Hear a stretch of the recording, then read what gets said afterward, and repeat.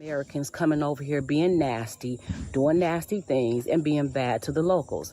Now, let me flip the script, okay? Let's talk about the fact that we get abused over here, too. The thing about Ghana is stop crying victim. Stop crying victim, because y'all cheat us out of a lot of stuff. Y'all invited us to come home, which by the thousands we did. We came running to Ghana. People sold their homes, moved out of their apartments, sold everything. Some people packed up containers and moved over here just to get over here and realize this is not our home. Y'all call us foreigners. Ghanaians call us that. We didn't make that word up. We didn't start calling ourselves that. We don't know that that's what y'all call the white people and the Chinese because we're not around them. But we know that that's what y'all call us. I ain't never heard the word before, Toby, till I came to Ghana. Okay, y'all invite us home. Let's talk about what y'all do to us. Starting from the fucking before we get to the airport, we got to have a visa that we pay for to even enter our home. We pay all this money for passports and visas to get here. We get to the airport, and as soon as you see a fucking blue passport, everybody's coming for us. Can you give me something small at the COVID place? You get to immigration. Can you give me something small? You get to baggage. Can you give me something small? A person grabbed a damn cart and put my bag on it and got mad because I gave him $5 because I only had hundreds, because you come over here with hundreds to get the best, cash in rate. How about he looked at that and said, I don't want that. I said, what you mean you don't want it? I said, I want to know, what did you expect me to give you? He said, $10. I said, so you want me to give you over 100 CDs for picking up a bag, putting it in a cart? He don't know this is like my 5th time coming through the airport. I have never seen nowhere in any country or state where people have openly, it says $60 for foreigners, $30 for locals, okay? You go to Cocoon Park, and I don't remember the price. Let's say $200 for foreigners, because that's what y'all call us, $40 for locals. You go to the castle, it's $60 for foreigners, $10 for locals. I ain't never seen that nowhere. I don't went nowhere in the U.S., Mexico, and Canada where it said you pay, if you a local, if you're from here, you pay $1 for a Coca-Cola, but if you're a foreigner, you pay $8 for a Coca-Cola. I ain't never seen that nowhere except Ghana. Nobody in the airport has ever asked me for no money for nothing. I have only seen that in Ghana. Now let's talk about the fact that y'all welcomed us home and how this process looks to me. According to y'all, the ones of us that were stolen, so let's talk about the process of coming home. We got stolen from our mother, our birth mother and father. 20 years later, we're probably 26 years old now. Our mother finds us and she said, baby, y'all come home. I miss you. Come back home. Get out them streets where they don't love you at and come home. So we drive, take a taxi, however we get to our mother's address, we get there. But before she let us come to the door, she says, oh, welcome home. But before you come in, can you pay me $300 to enter the door? That's the visa to come home. So, okay, we happy to be home. So we paid $300 to our mother to step foot in her house because we're excited to be home to the motherland, okay? We get in there, and now it's dinner time. And she has plates on the table for the kids that grew up in the house. And she has a plate on the table for me and my sister who was stolen years ago. And she says, oh, my daughters, because you didn't grow up here, my children get to eat free that grew up here. But because you were stolen and you're just coming back, I have to charge you $20 for a plate. So me and my sister, we're so happy to be home. We're confused. We pay her $20 for a plate. Okay. That's the cocoon shit. That's y'all giving us different prices for shit, okay? Now we're at our mother's house, and we're enjoying being there. We see something's a little weird, but we enjoy being back home with our mother. We decide we want to stay. And she goes, oh, you want to stay a little longer? You're going to have to pay me $1,000 every year to stay here. That's the residency. Now we're paying her for residency, even though she invited us home after we were stolen from her, okay? Now we pay the residency, and then we decide, you know what, we want to get on the birth certificate. We kind of like it here. It's a little weird, but we comfortable enough to stay here. And she tells us, oh, in order for you to stay here, I have to put my name on your birth certificate. That's going to be $3,000 please. And then I will put your name on the birth certificate and you will become a family member. That's the citizenship. That's the citizenship. So how are we home if we got to pay y'all? Why aren't the visas free? If this is home, why don't you make this visa free for us? If this is home, why do we have to pay to be a resident? If this is home, why isn't our citizenship automatically given to us? You know, it's okay if you pack up from foreign and go back to your yard. It's okay. It's okay if you've migrated and you decide that this is not working out. I am going back to Jamaica. Nothing is wrong with that. And we need to normalize people doing that instead of staying in a foreign country and suffer. It makes no sense for us to stay in a foreign country if we're not doing well. And doing well doesn't necessarily mean that you have a house, you have a car, you have a good job.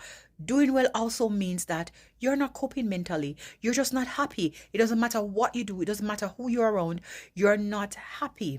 Now, the other day, somebody told me that, somebody that we both know, that person decided to go back home. And I said, good for her. Good for her. Because if you're really not happy here, if you're not getting the kind of job that you want, you come to Canada and you just realize it doesn't matter what you try. It doesn't matter what kind of qualifications you have. You've gotten certified here in Canada. You have your qualification from back home in Jamaica. Listen, sometimes we have master's degrees and we can't get a good job over here. If you realize that you're not getting back to the status after 4 years, 5 years, the kind of lifestyle that you used to live in Jamaica, you're not able to do that in Canada or the United States, go back home. A lot of us come here and we leave house, we leave car, we left good jobs. Our kids were in private schools, the best of the best in Jamaica. And we come here and we're just not getting that standard of living. Even though you might have a job, you might, be able to buy a house, but that standard of living that you had in Jamaica, that good job that made you feel like, oh, you're actually meeting your targets and meeting your goals in terms of, your career. You have to start all over from scratch. And sometimes even after 4 or 5 years, you're still not there. Let's normalize saying, you know what? There's no shame in it. I'm going to pack up and I'm going to go back to my home country because this is not working out. It's okay. There's no shame in it. Pack up and just go back home. Nothing wrong with it. Let's go pack up and come back home. The first thing that I didn't like is the immigration process. When I went to Tanzania, I already imprinted it in my brain that you're allowed to, from the research that I've done, that you're allowed to have 3 months there and then get extensions, which is a 30-day extension. It's supposed to be 2 30-day extensions for free.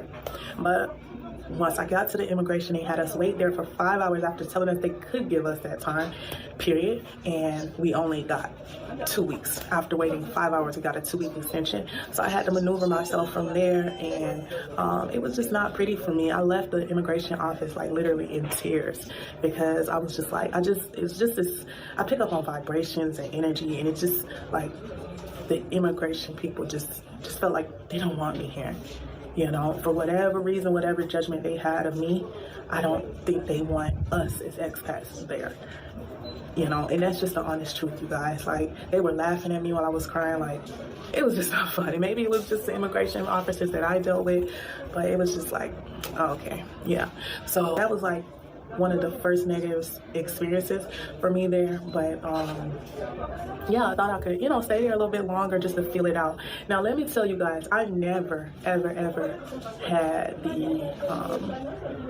I had no expectations with coming to Africa. Like I told you guys, I had plans to move to Ghana. They changed their rules. I don't like how their president moves. So I decided to come over to go to Tanzania.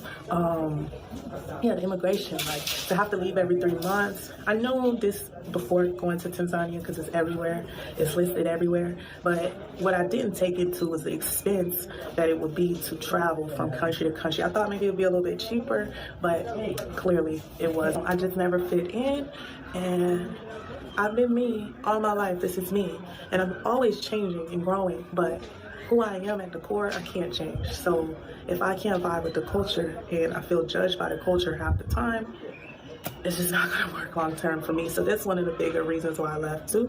Most of the expats were couples or males.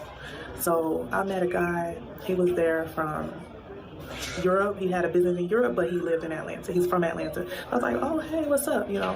Come to find out, like, he was like bragging about how, he can get certain favors from a girl in the community for little to nothing. And I don't mean sexual favors, but he was just bragging.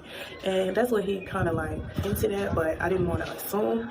But, like, I think guys sometimes come to exploit the, white and black guys come there to exploit the community if, they know like they can get a lot for little to nothing, from whether it's company, sex, whatever, like they know this.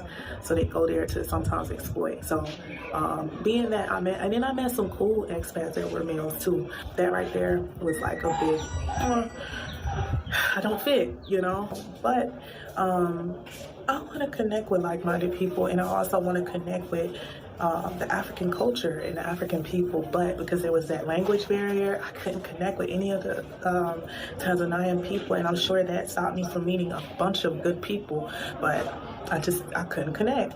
So this was like a thing for me that I was just like, dang. Like, it sucks. This is a bummer. It took a lot of effort coming to Africa, but I was just like, I just don't see myself happy here. I'm not happy. So I didn't know, like, in my mind, I'm like, once I didn't feel welcome, I'm like, when can I escape? Because if you don't feel connected with the people, it's just like, what in the world am I doing here? Like, I vibe with a few Tanzanian people, the ones who spoke English, and I didn't vibe with any of the diasporans, actually, not for long. So, that's just what it is. African Americans leaving Africa right now. I think when people migrate to the continent or they leave abroad, as we're seeing in record numbers, more than ever before, I'm not sure if it's new or if social media is giving us these viewpoints, but you come to countries where you find the quality of life much better, but the cost of living a lot less than what you're used to, and you overextend.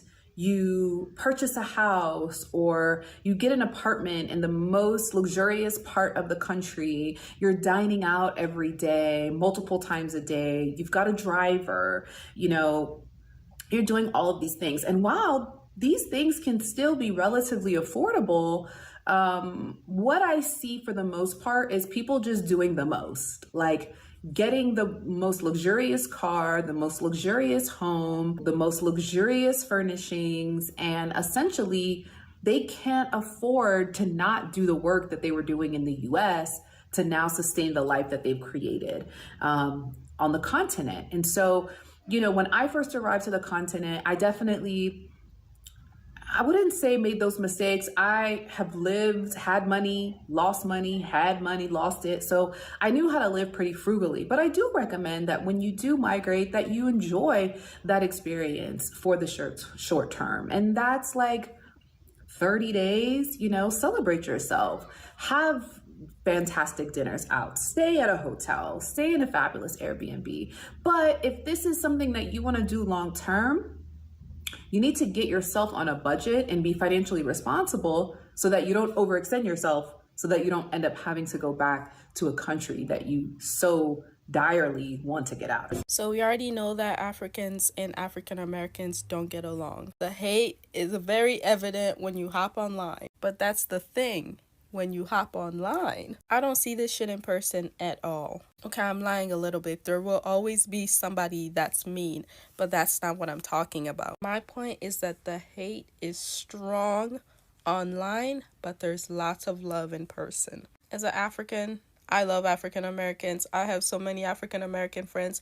We get along just fine. And I bet you if I asked any of them what they think of Africans, they won't have anything bad to say. We can talk about the bullying that Africans endured by African Americans in school, but that's not what I want to talk about. Just because I'm not in school anymore and I don't get bullied for being African anymore. I have learned to let that go because I decided to love myself. And I've been able to see that a lot of the African Americans that bullied me are now grown or the same age as me and they don't think like that anymore. If you're black and you go to any part of Africa, I bet you will be loved and welcomed. So just remember that just because there's hate and division online, it doesn't mean that it's the same thing in person. Bro, I'm reaching out to the African community. Why don't y'all like us? Because when I be at work and I be trying to talk to the African people, it always seems like they be like looking at me funny or side-eyeing me. And at first I was thinking maybe they just don't understand me that well. Maybe they're not well acquainted with the way we speak or something. I don't know. But somebody brought it to my attention that they just don't like African-American people. And I didn't believe it at first. But then I started noticing certain little things. One of my coworkers was like, if you notice, they always cool with the white people. They love white people. I'm like, no, I don't think it's that. Like, it's no way they like white people more than they like us. That don't even make sense. I'll never forget. I was walking down this long pathway at my job. It's like a long pathway. And I see somebody just running this way like super, super fast. And it was an African. And I'm sitting there watching this, and she's a beautiful African lady, like super beautiful. Like, but she running this way. I'm looking like, what's she running from? It's a white dude behind her chasing her, and they both just laughing and giggling. I'm like, ain't that the same girl I was just trying to talk to yesterday, and she act like she couldn't understand nothing I was saying? How she having so much fun talking to this white man, but she can't be cool with me? Like, that's insane. Like, why don't y'all like us? Like, what is it that y'all don't like about us? I thought we was cool. And then as time went on, more and more, like, down the line, I'm starting to peep, like, this is a reoccurring pattern. Like, it keep on happening. I'm starting to peep that ain't no Africans trying to talk to me. They all act funny towards me, but they do be messing with the white people. And I'm like, bro, that's a real thing? Like, I used to hear people say it, but I didn't really believe it. Like, I'm not the type of person that just hears something and just believe it automatically. Like, I got to see for myself. And once I really seen it, like, this same African lady I was just trying to talk to yesterday, not being flirtatious, not being weird or nothing, like, regular conversation. Just trying to, you know what I mean, help make the day go by. Like, not even saying nothing bad or nothing. This same lady who wouldn't even give me a conversation was being chased down by a white man, laughing and giggling. I couldn't believe it. Why don't y'all like us? I understand we're a little bit Americanized and everything like that, and we're a little bit brainwashed, and, you know, we can be ignorant at times, but every African American is not like that. I don't like to see myself as an ignorant person who runs around starting I don't do that. You know what I mean? I don't do that at all. So I don't understand. It's very frustrating. I don't even want to talk about it no more. But hey, have y'all ever experienced that? Hi guys, welcome back once again to my YouTube channel. I'm B-Boy. Remember, if it was for the first time you're coming across my video, don't forget to like this video, subscribe and share. And to my returning subscribers, thank you so much for your love and support. Thank you so much for coming back and viewing my clips. I really thank you a lot. Okay guys, in today's clip, it's all about Black Americans who are really crying out for coming back to Africa, because we all know Africa is the motherland of black people. A lot of black people were taken from Africa during the early slave trade, and they were gone and sold to these Western countries. And when President Donald Trump was elected as the president of United States, we have all seen how we really did a mass deportation of all illegal immigrants. A lot of them were black people, and African people really came out in large number and said that, oh, welcome back home, our black brothers, welcome back home, all the Caribbean brothers, welcome back to our Africa, welcome back to our motherland, welcome back to our ancestral land. But instead, when this black American comes to Africa, we treat them like they are white people.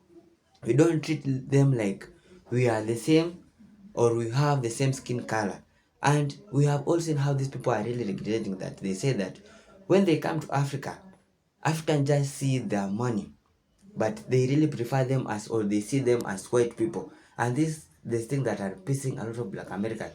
They prefer, rather than to be discriminated or face racism while they are in Western countries, but not to come to Africa, because of how when they just land to Africa, the way we treat them, we double price, we just try to make them like feel like they are not our own.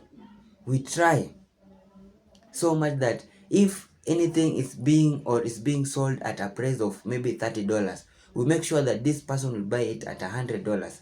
It's so sad to see how these people, we really scam them a lot, and they are our own brothers. We should stop this narrative that when any black person come from these Western countries, come from United States and come to Africa, either just to come and visit their own brothers and sisters, to come and unite with their ancestors, we treat them like they are white. And this the thing that has make a lot of people, they are just saying, black American, a lot of black Americans, they are saying that they are not from Africa. They won't believe that Africa is their home or their motherland, rather than they say America is their homeland. The only thing they have to do is just to fix their problem in there and make America their homeland, because African people, they are treating them like they are just white people, and all these people are black. And it's a sad thing to see your own brothers when you come to Africa. You are being charged a visa. And I've all seen African countries, all African countries are doing this, the same thing. Even if I'm from Kenya, if I want to travel to Tanzania, I have to go and buy a visa to go to Tanzania in just a neighboring country. If I want to go to Uganda, I have to buy a visa to go to Uganda. And we are all black, we are just neighboring countries. It's only borders that are separating us. If I want to go to Ethiopia, to South Africa, to Niger, to Nigeria, to Burkina Faso, I have to buy a visa. And why are we calling that we are the same people? How are we calling that African, we are the same, we have the same color? But when we want to travel, we visit our own brothers, we have to pay for visa. Same thing that is really happening to our black American brothers. When they come to Africa, they must buy a visa to go and travel either to a country like South Africa, Ghana, Tanzania, everywhere. And this is the thing that are really affecting them a lot, and they're saying that they won't come to Africa anymore. Yes, we are inviting them to come back to home, because we have all seen how these people are really faced, how they're being depressed, how they're really facing a lot of racism. But when we come, or when they come to Africa, we treat them like trash. We treat them like they are not our own brothers and sisters. How can a black American come to a country like Kenya when when you are selling, maybe let me say example, when a car is being sold like at $300, you will tell him or her, this car is being sold at $700. Why are you double praising a praise on your own brothers? And these are the things that are making these people to hate Africa. These are the things that are making this black American to say that Africa is not their homeland. These are the things that are making a lot of people not travel to Caribbean. Or when President Donald Trump came out and said that all illegal migrants might be deported back to their African or back to their countries, African people came in large number and said that welcome back home. All Caribbean came in large number and said that welcome back home to Africa. We have a very large, Africa is a big continent. We have a very big land that will welcome you. But as soon as they land in Africa, we try to harass them. You know, there's no anything that really hurt a man or a woman when she really or he discover that a price of something is being sold at $30. But when a local person go to buy this thing, it's being sold at $30. But when they realize it's from America or United States, it's from Western countries, they tell him that the price of that thing is $100. And when he go and realize that he has been double price, you will feel so bad. Why are these our African brothers are doing this to you?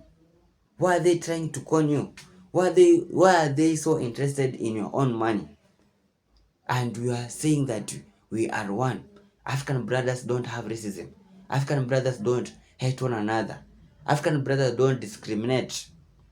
These are the things that are making this black American to hate, not to come Africa. We all know African is a very beautiful land. African is a great land. A lot of white people come to Africa to visit, to see the beautiful sceneries in Africa, but the way we treat them, it really makes them to feel so sad. And this is the reason why these people, when they go back to their home, they talk bad about Africa. The narrative will still remain African is poor because of how we beg, because of how these people come to our country. When we help them to carry a luggage, we charge them money, a lot of money. When they go back to their Western countries, they will still say that Africans are poor, and that thing will remain in their mind. And we are those our own who are making these people to call us that things. Let us stop calling these people. Let us stop the behavior of double praising these people.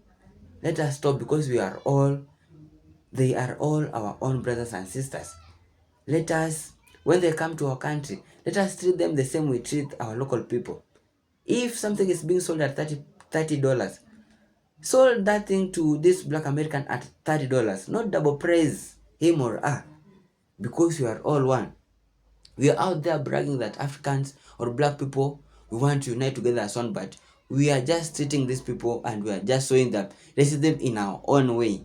So as African brothers, when Black American come to visit us, let us treat them in the right way.